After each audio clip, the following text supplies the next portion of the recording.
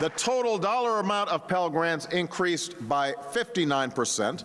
The number of federally guaranteed loans increased by 43%, and loan awards increased by 68%.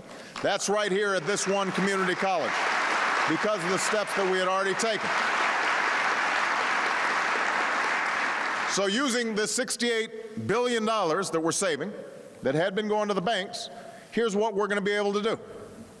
First, we will reinvest a portion of those savings to upgrade our community colleges, which are one of the great undervalued assets in our education system.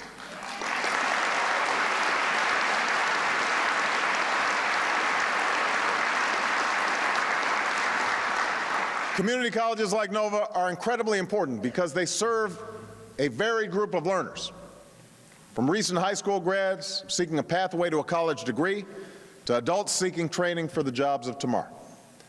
By forging private sector partnerships, community colleges can offer students the education and training they need to find a good job when they graduate. And it helps offer businesses the assurance they need that graduates will be ready for the jobs that they're hired to do. And because community colleges like Nova are so essential to a competitive workforce, I've asked your outstanding professor, Dr. Jill Biden, who does not have enough to do, to host a summit on community colleges at the White House this fall. And we're going to bring everybody together, from educators to students, experts to business leaders.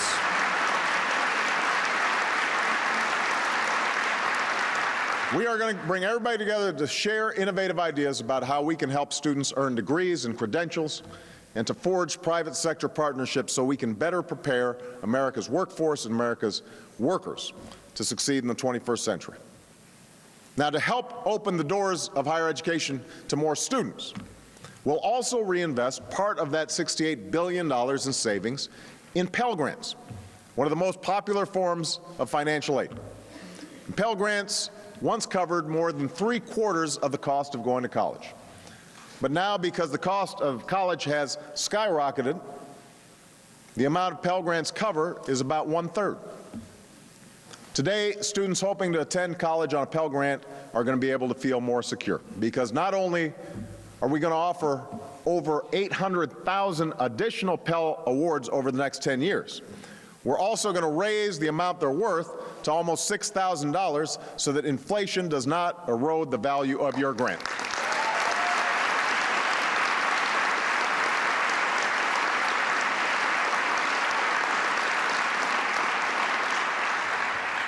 And we'll put the entire Pell Grant program on firmer footing for years to come. Altogether, we are more than doubling the amount of Pell Grant funding that was available when I took office. It's one of the most significant investments in higher education since the GI Bill. Now,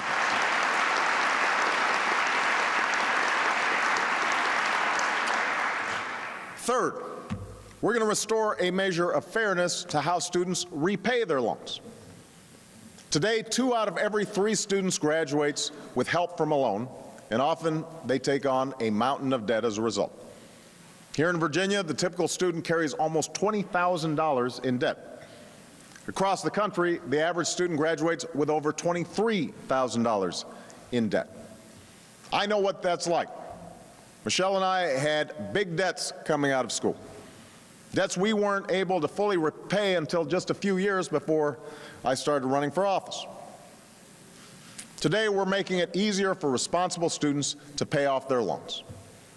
Right now, if you're a borrower, you don't have to spend more than 15% of your income on loans, but starting in 2014, you won't have to pay more than 10% of your income in repaying your student loans.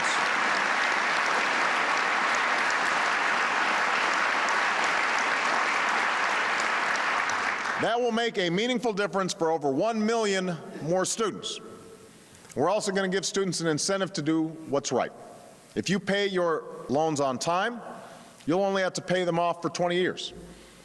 And you'll only have to pay them off for 10 years if you repay them with service to your community and to our country, as a teacher or a nurse or a member of our armed forces.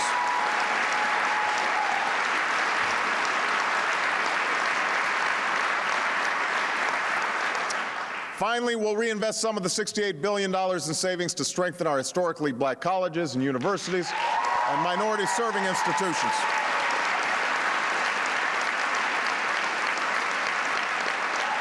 These are institutions that have struggled more than most in these tough economic times. The reforms in this bill are significant, but they're just part of a broader effort to strengthen our entire higher education system. We're putting college tuition tax credits in the pockets of millions of students from working families to help them pay for college. We've taken steps to simplify the federal college assistance form, called the FAFSA, because it shouldn't take a PhD to apply for financial aid.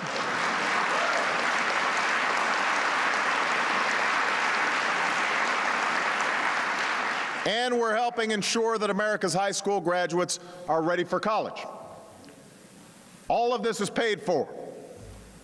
We're redirecting money that was poorly spent to make sure we're making investments in our future. Now, this won't solve all of our problems in higher education. We continue to expect colleges and universities to do their part to hold down tuition increases. That has to happen. We've got to work on that. And we also need to take greater initiative not only to help more students enter college. We've got to make sure that we see more students successfully earn a college degree. But what we've done over the past year represents enormous progress. So I'll close by saying this. For a long time, our student loan system has worked for banks and financial institutions. Today, we're finally making our student loan system work for students and our families. But we're also doing something more. From the moment I was sworn into office, I've spoken about the urgent need for us to lay a new foundation for our economy and for our future. And two pillars of that foundation are health care and education, and each has long suffered from problems that we chose to kick down the road.